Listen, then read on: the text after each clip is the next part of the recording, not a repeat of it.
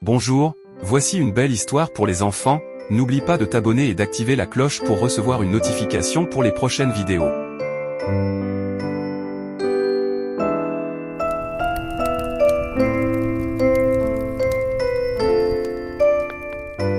Bonjour!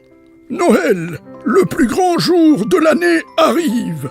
Nous sommes presque fin prêts, même s'il reste encore de nombreux préparatifs en cours ici, au pays du Père Noël, en Laponie. Je peux te dire que la fabrication des cadeaux de Noël bat son plein. Lors de la nuit magique de Noël, qu'est-ce que je ferais sans mes reines? Tu comprends? Je dois en prendre bien soin toute l'année. En automne, quand tombent les premiers flocons, nous leur donnons une attention particulière et beaucoup d'espace pour bouger. Et à l'approche de Noël, je passe de plus en plus de temps avec eux et leur donne du lichen de renne, leur plat préféré.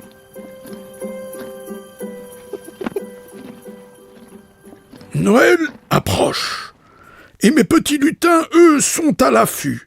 Si l'on prête bien attention, on peut même en apercevoir par la fenêtre. Mais il faut agir vite.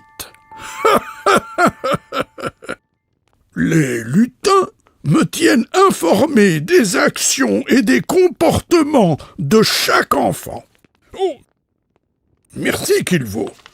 Voici quelques notes sur les enfants du sud de la France. Mes lutins gardent en mémoire chaque enfant afin que je puisse savoir s'ils ont été sages ou pas. C'est un gros travail et une grande responsabilité pour mes lutins. En fait, je garde ici dans mon officine les livres qui te concernent. C'est ici. Voyons voir.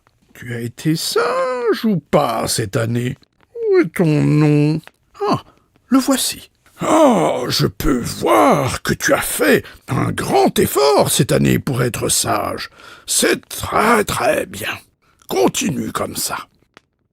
Mes lutins et moi-même ont lu les listes de souhaits des enfants et nous faisons de notre mieux pour offrir de belles surprises aux enfants qui ont été sages.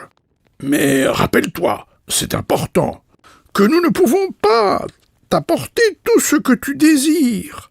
L'esprit de Noël et les bons moments avec la famille et les amis, c'est ça qui est important. La Noël, c'est beaucoup de tâches pour un vieil homme comme moi. Parfois, quand le travail se fait trop lourd, je me détends près de la cheminée et je fais même une petite sieste.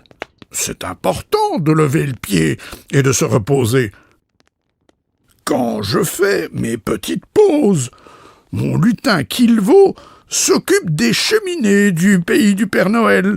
Kilvo est un vrai maître de l'âtre. Eh bien, j'ai assez parlé de moi maintenant.